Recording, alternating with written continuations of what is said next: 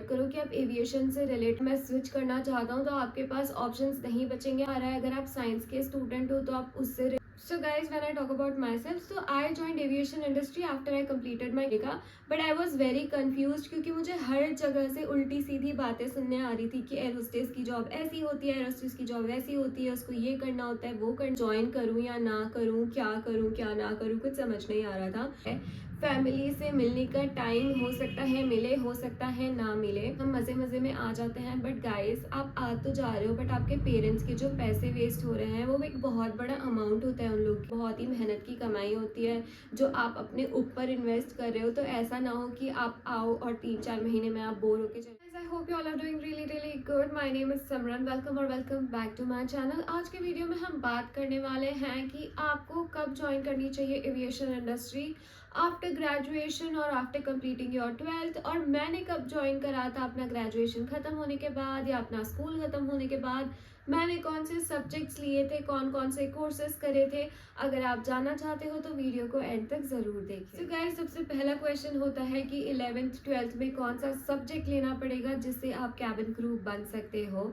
तो guys as such कोई subject requirement नहीं है। सो गाइज आप आर्ट्स, कॉमर्स, साइंस कोई भी सब्जेक्ट चूज कर सकते हो। सब्जेक्ट का कोई रेस्ट्रिक्शन नहीं है कि आपको एक पर्टिकुलर सब्जेक्ट ही लेना पड़ेगा।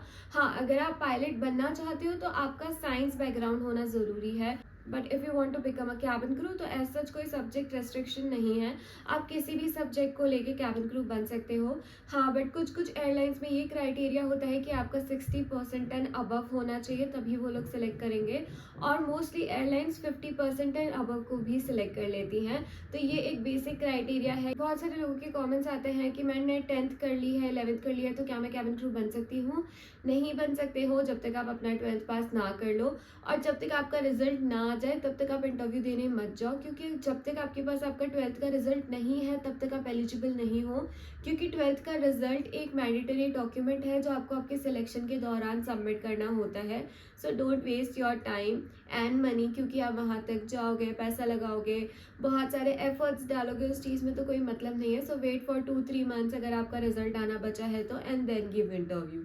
Guys this is the criteria for domestic airline. अगर आप डोमेस्टिक एयरलाइन ज्वाइन करना चाहते हो तो आपका 12th पास होना जरूरी है।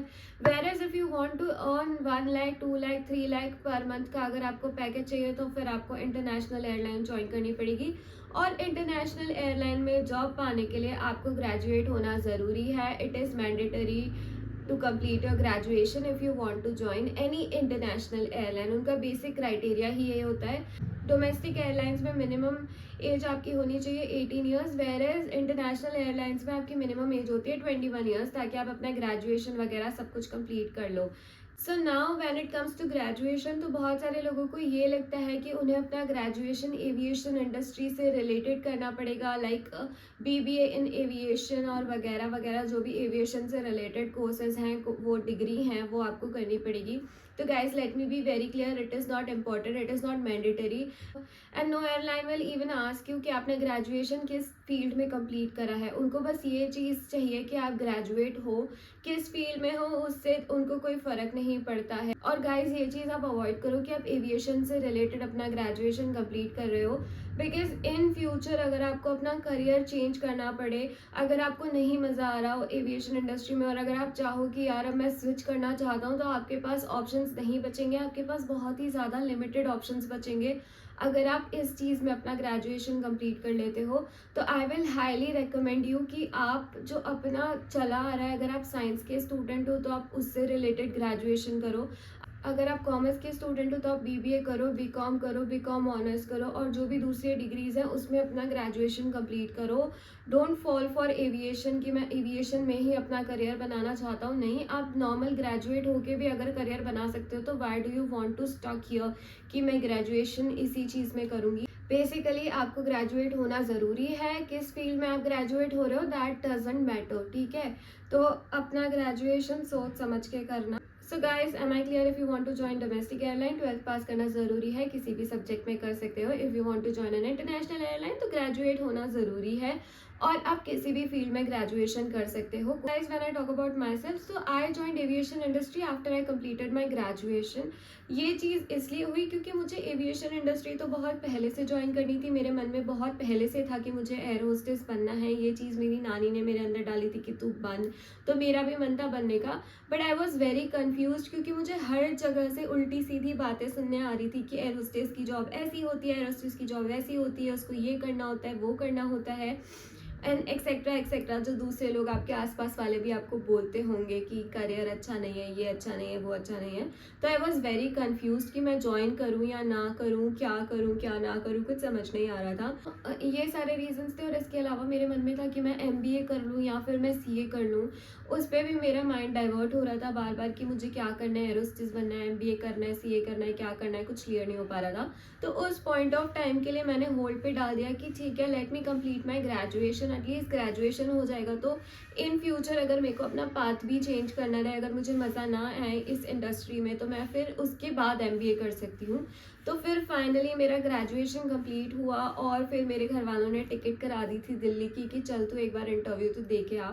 सो I gave my interview, I got selected और फिर ये मेरा जर्नी चालू हो गया। So it's been 5 years with IndiGo and I am enjoying my life. मुझे बहुत मज़ा आ रहा है and this is the best decision which I took for my life. As अगर आप एक बार क्रू बन जाते हो ना, तो there is no going back. Once a flight attendant always a flight attendant. I am telling you that you are going to enjoy your life. So guys when it comes to you कि आपको कब join करना चाहिए, आपके 12th के बाद या आपके ग्रेजुएशन के बाद, तो let me tell you one thing कि ये जो जॉब है इसमें बहुत सारे एडवांटेजेस हैं। ठीक है, आपको घूमने फिरने मिलेगा, आपकी सैलरी अच्छी होगी, बहुत सारे पर्क्स हैं इसमें। बट ये सारी चीज़ें एक कॉस्ट के साथ आती हैं। वो है कि आपको आपके घर वालों से दूर रहना पड़ेगा, आपको अपनी रातों की नींद बर्बाद करनी पड़ेगी, आपको हो सकता है बहुत ज़्यादा फ्लाई करना पड़ जाए अगर आप बड़े बेस से हो, आपको हेल्थ इश्यूज़ हो सकते हैं, आपका खाना पीना अच्छे से नहीं होगा क्योंकि अगर आप फ्लाइट पे जाते हो तो डेफिनेटली घर वालों से अलग रह रहे हो, तो आप रोज़ रोज़ कुक नहीं करते हो। बहुत सी बार आप बाहर से ऑर्डर कर लेते हो या बहुत सी बार आप बिना खाए भी सो जाते हो। ये चीज़ मेरे साथ हुई है कि मैं बहुत सी बार बिना खाए भी सो जाती हूँ क्योंकि आप इतना थक के आते हो। तो ये बहुत सारे डिसएडवांटेजेस हैं इस चीज़ के। तो आप पहले एक बार एनालाइज करो कि आप वो सारी चीज़ों के साथ डील कर सकते हो या नहीं कर सकते हो। अगर आप क्रू बन जाते हो तो आपका कोई स्लीपिंग शेड्यूल नहीं बचता है, फैमिली से मिलने का टाइम हो सकता है मिले, हो सकता है ना मिले। तो आप ये सारी चीज़ें जो हैं वो सोचो, एनालाइज करो कि आप ये सारी सिचुएशन में रह सकते हो या नहीं रह सकते हो। क्योंकि मैंने बहुत सारे लोगों को देखा है जो 12th पास करने के बाद आ जाते हैं, फिर विद इन 1 to 2 मंथ वो लोग छोड़ के भी चले जाते हैं क्योंकि उनसे नहीं समझ रही होती है बहुत सारी चीज़ें। ठीक है, when I talk about 12th पास, तो एक तरीके का बचपना ही होता है कि हम मज़े मज़े में आ जाते हैं। बट गाइस, आप आ तो जा रहे हो बट आपके पेरेंट्स के जो पैसे वेस्ट हो रहे हैं वो एक बहुत बड़ा अमाउंट होता है उन लोग के लिए जो उनको देना होता है। अगर आप जानना चाहते हो कि इंडिगो की ट्रेनिंग फ़ीस क्या क्या है, कैसे पढ़ाया जाता है, अकोमोडेशन दिया जाता है, ट्रांसपोर्ट दिया जाता है, खाना पिया दिया जाता है, नहीं दिया जाता है, तो उसकी लिंक मैं डिस्क्रिप्शन बॉक्स में ऐड कर दूंगी। आप वहाँ से देख सकते हो पूरा इंडिगो ट्रेनिंग से related. Also I add one more link जिसमें मैंने अपना इंडिगो का जर्नी बताया हुआ है कि कैसे वो 3 महीने बीते, उनमें क्या क्या चीज़ पढ़ाई गई थी। So guys, it totally depends on you कि आपको 12th के बाद ज्वाइन करना है या ग्रेजुएशन के बाद ज्वाइन करना है। अगर आप बहुत ज़्यादा कंफ्यूज्ड हो, जैसे कि मैं कंफ्यूज थी कि मुझे 12th के बाद ज्वाइन करना चाहिए या फिर ग्रेजुएशन के बाद, तो I will highly suggest you कि आप अपना ग्रेजुएशन कंप्लीट करने के बाद ही ज्वाइन करो। क्योंकि जस्ट इन केस अगर आपका मन नहीं लगता है, आप 1 साल के बाद, 2 साल के बाद अगर आपको स्विच करना है, तो एटलीस्ट आपके पास आपका ग्रेजुएशन का डिग्री होगा जो कि आपको दूसरे जॉब्स में हेल्प करेगा और साथ के साथ आप फिर अपना MBA वगैरह भी कर सकते हो। ठीक है, तो आप जो चाहो वो कर सकते हो अगर आप ग्रेजुएट हो तो। बट अगर आप 12th पास हो और फिर अगर आप 2-3 साल के बाद पढ़ाई करना स्टार्ट करोगे, तो वो नहीं पॉसिबल होता है क्योंकि एक बार पढ़ाई छूट जाती है तो वो छूट जाती है, फिर आप वापस से उसको कंटिन्यू नहीं कर पाते हो। Also I would like to tell you one more thing कि बहुत सारे लोगों को लगता है कि इस जॉब में पढ़ना नहीं होता है, बस मैंने 12th पास कर लिया, मैं चली जाऊँगी, अब मैं जॉब करूँगी, मुझे पैसे मिलेंगे। तो guys, let me be very clear, आपको जो 3 महीने की ट्रेनिंग दी जाएगी उसमें आपको बहुत ज़्यादा पढ़ाई करनी पड़ेगी। अगर आप पढ़ाई नहीं करोगे तो आप फेल हो जाओगे। बहुत मोटी मोटी बुक्स होती है जो आपको पढ़नी पड़ती है, क्योंकि एयर होस्टेस का job is not just about serving या ग्लैमर नहीं है।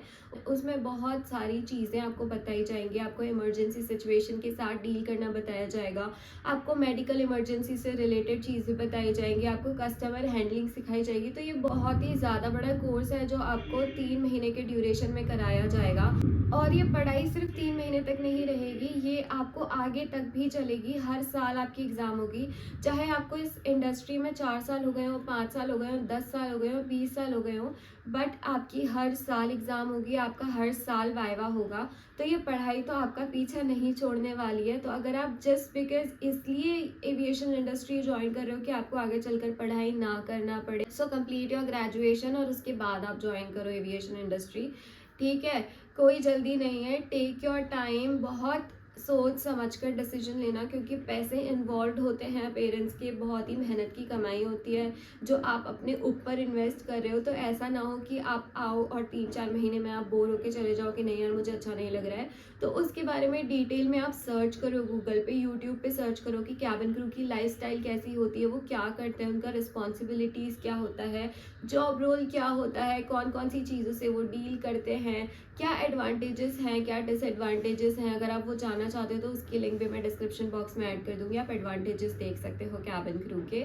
सो गाइस, ये एक बहुत ही ज़्यादा अच्छी इंडस्ट्री है जिसमें बहुत सारे एडवांटेजेस हैं, बट वो चीज़ आती है कॉस्ट के साथ जो आपको पे करनी पड़ती है, जो कि है कि आप नहीं टाइम दे पाओगे, आप न्यू ईयर, दिवाली वगैरह घर पे नहीं सेलिब्रेट कर सकते हो, क्योंकि आप दूसरे लोगों को उनके घर तक छोड़ने जाओगे तो फ़्लाइटें तो बंद नहीं हो सकती है फेस्टिवल्स में, तो डेफिनेटली आपको ही वो चीज़ें मिस करनी पड़ेंगी।